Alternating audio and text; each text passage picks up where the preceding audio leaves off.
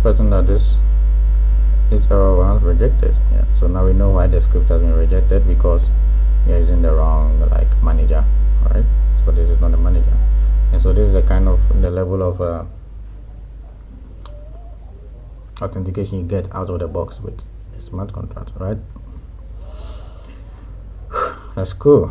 All right, so let's just close all of these guys and then go back to complete our smart contract, and let's comment out this guy. So we are going to use this guy to set parameters for deployment, and then we're going to use this guy for testing.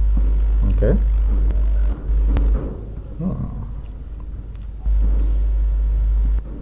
So now let's go on ahead and also register do the lands. We create a data structure called lands, and the way we want to store lands is lands should have owners, right? So we just want to be simple here and say, oh, okay, where is this thing? Yeah, so let's just be simple here and say something like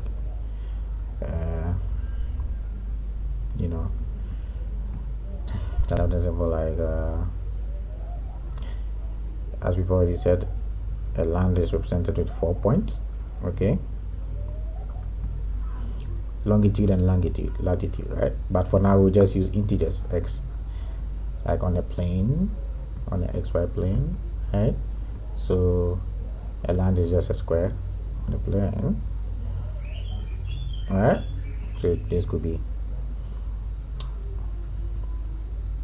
maybe 1, x is 1, and then y is 2, x is 5, y is 3, this is 4,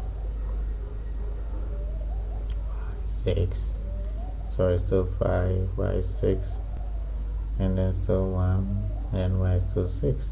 So we just represent the land with 4 points on the plane, right? 4 points on the plane, and these points are just integers point. So what we want to say is that, and then lands also belong to owners. So land, and then lands have what? Owners. These owners are users on the Tezos blockchain who have their public keywords hashes, right? So what we are going to do is that once the land is registered on the chain, okay, we are going to give kind of like a unique ID to the land, and then so we're going to give a unique ID to the land. Let's call that one code, just a string, and then the coordinate we're going to call the 4 points, we are going to call them A, B, C, and what? D. Alright, good. So let's go ahead and implement that. So land, so we are going to have lots of land, and because of that, we have mentioned that we're going to have lots of land. We are going to use something called the map, right? A map, or in Python we know this as a dictionary, right? So when we go to the SmartPy types and operations, maps and big maps, as we can see, and then we have sp.map, but we are interested in this is maps, but we want to use the big map. A big map is a big map, right? Because we are expecting that there will be lots of land, and the world is made full of lands. So initialize the map, you say sp.bigmap, and then you talk about the key and then the value. Okay, so sp.big _map, and then we have a first parameter called tkey, And this T key it says the type of the key, right? So is it a string, is it a boolean, or whatever, right? And so what we intend to do is to have a data structure like this. Where is this?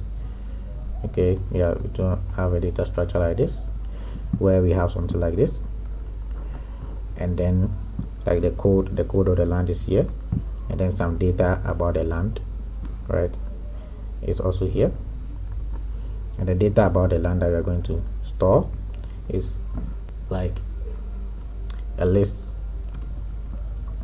of owners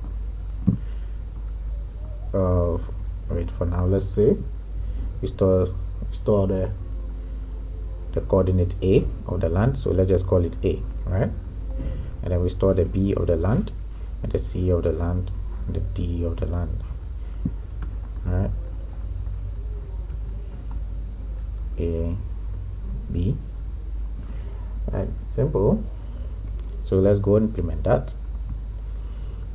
So the land, the key is sp.tstring. So we are going to say that we are going to assign a unique code to each land, and this unique code is a string. Okay, and the value is what is called, we are going to use something called a T record, right? So you can think of the T record as, so let's go here and you see, where is this?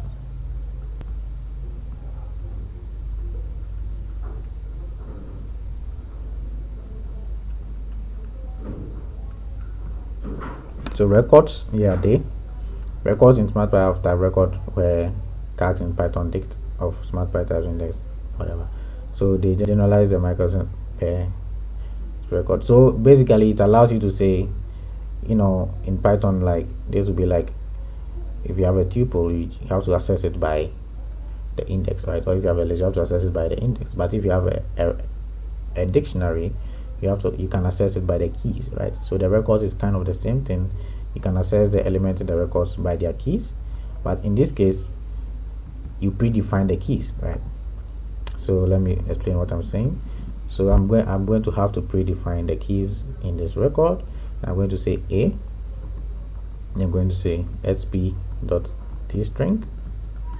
the A meaning that the coordinate A, right? And so actually we can do this, and then B, sp.tstring, and then C, sp.tstring. So we are planning to, no, we want to use integers, so let's say just tint is fine, right? So tint. So ideally maybe we should be using strings, and then we can convert those strings. So actually when we come here, we have types, we have like strings, like a primitive. So they have integer, string, right? It doesn't seem like they have something like a decimal or, you know, those kind of guys there. We had started. So for now we could either implement it with string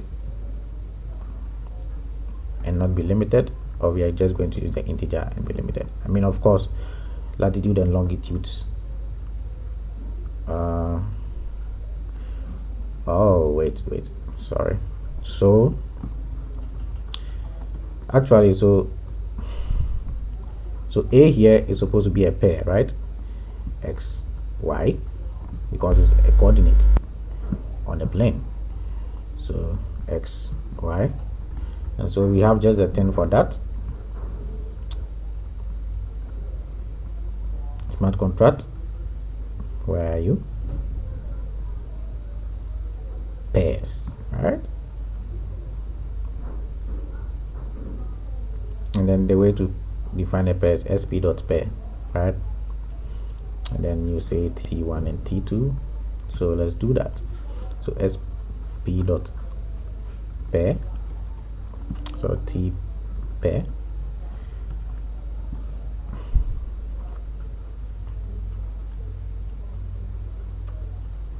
and then the type is integer, sp.int,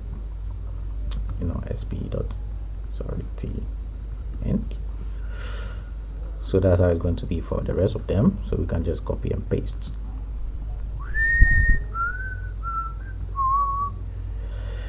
Right, sorry about that. So good. Yeah. So we have our land. So the land, so let's go over this data structure again. So the land itself, all the lands are stored in a big map, right? And each of the land has something called a code. So we assign a code to the land, and each land also has the coordinates, right? Which we choose to say A, B. We just call them A, B, C, and D. Okay. And so that is exactly what we've created here. So of course in SmartPy you need to define your data like that ahead of time. So there's the big map, right? So a big map. So let me just push this down. So good. So the map, and so it can contain several copies of this guy, right? Say code 2,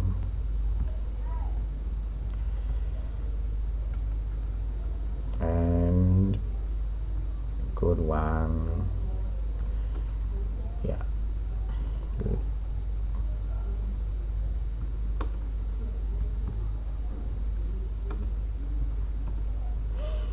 Great. So several copies. Okay. And yeah, so that's what we have here. So A is a pair, right? As you can see, this is a pair, this is a pair, this is a pair, this is a pair. And so just to verify that we don't have anything wrong. So what you realize is that we didn't initialize, we are not adding the land to this init field because we don't need to initialize land. We just need to define the type of land, the data structure. That's what we need to do. Sorry, so this is not t-val, this is t-value. And then let's run this. Good. And we have it's working. So let's go to the deploy smart contract, and then let's look at the storage, right? No, wait, let's look at the types. Good. So this is what we see. So we looking at the types, we see lands, and then it's a big map, and inside the big map the key is a string, right, which is the unique code we plan to assign to each land. And then the pair is the sp.pair, right. So we have something going on here.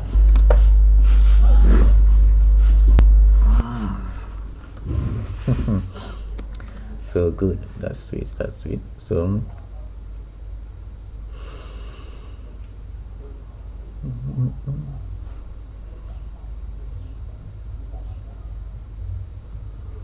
everything is in place. So now we can define our add land, right?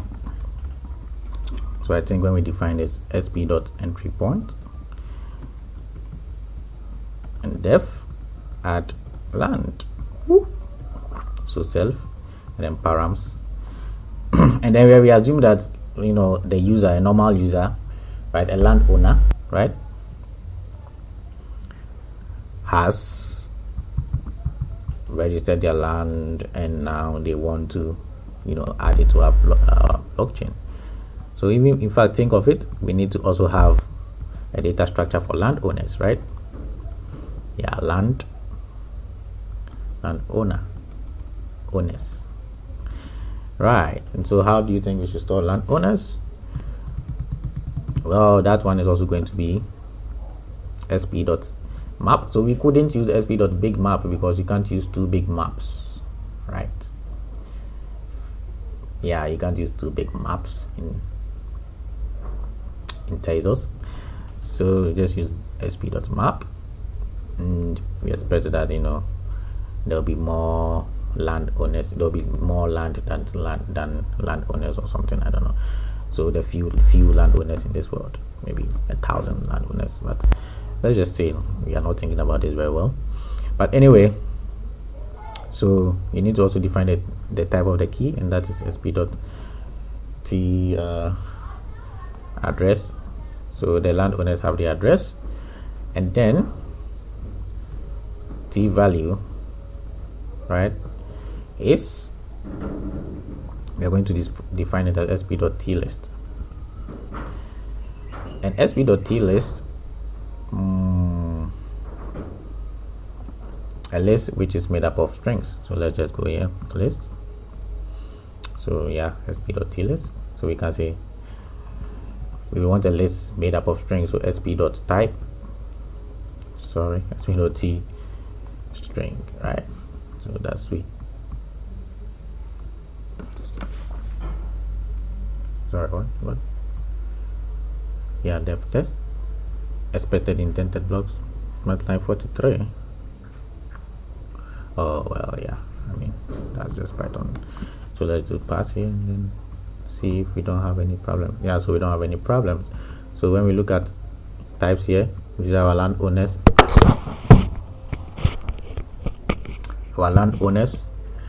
we have the address as the key for the landowners and a list of strings. So this string actually is like the string of the land, right, that the person owns. Okay, great. So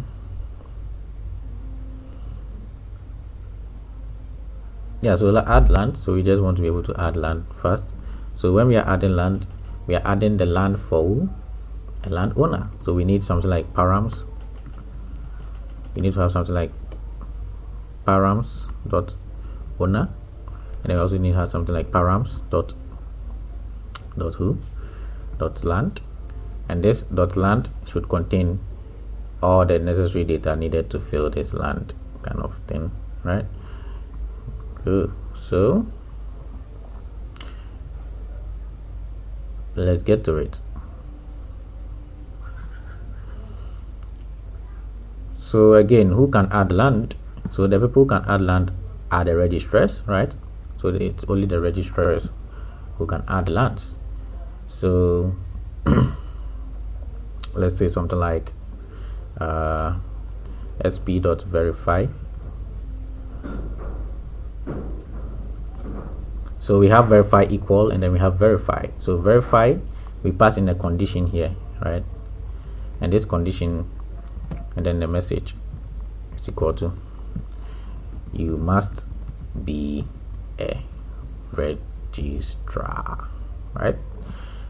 So the condition here is we want to check is whether the sender of this sp.sender is a registrar, right? So what we are going to say is self, and registrar is what? A set. So let's go here and let's look at something here. So when we look at sets, it has something called contains, and it will check whether an element is in that set. So we know what to do. We say sp.registrars,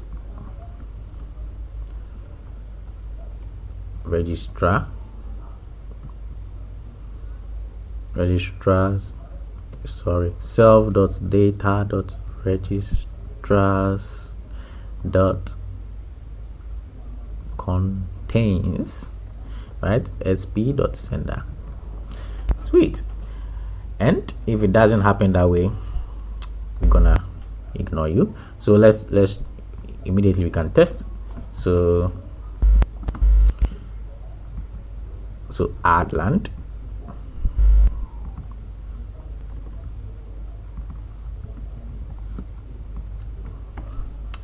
and you have scenario plus equals c dot add land. Yep. And then to add a land, so let's create a fake user. So landowner is equal to sp.test count landowner. Yeah, so landowner, and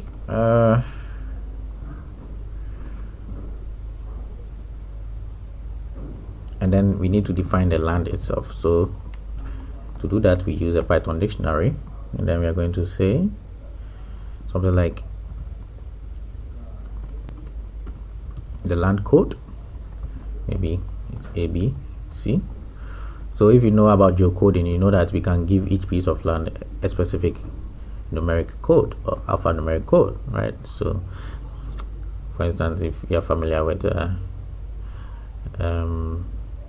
we have some certain apps like Snowcode, and even in Ghana here we have like an app that gives specific locations to specific like names to specific locations, right? So this is quite simple. So we can do this for every land, and we can have our own system, but for now let's just assume that we have a code, right? A way of assigning codes to each land. And then we have the A, let's say it's 1,2. We have a B, right? 3,4. I mean, I don't think this is making a square, but if you have 3.4 points in space, it should be a square.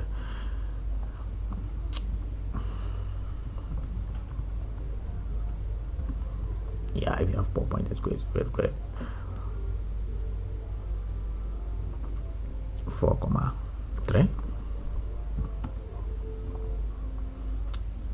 No, it shouldn't be a square, but you know, it should be like sorry 5,4, right?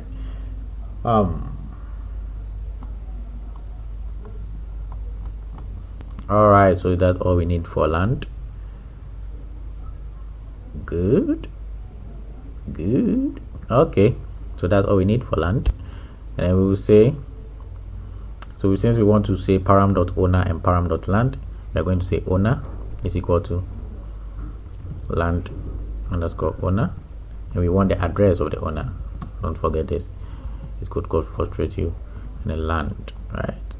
And then we say this should be, so we can run this, and the sender can be any of the registrars, right? So let's assume we are using registrar 1, which would have been removed by now. So let's say registrar 3, right? Registrar 3 is not removed because over here somewhere we are removing registrar 1. So yeah, that would have been a disaster. So what we have here is we verify that indeed the data contains whatever, you know, I mean the person is a registrar, and this seems to work, right? And so let's just run it and see something.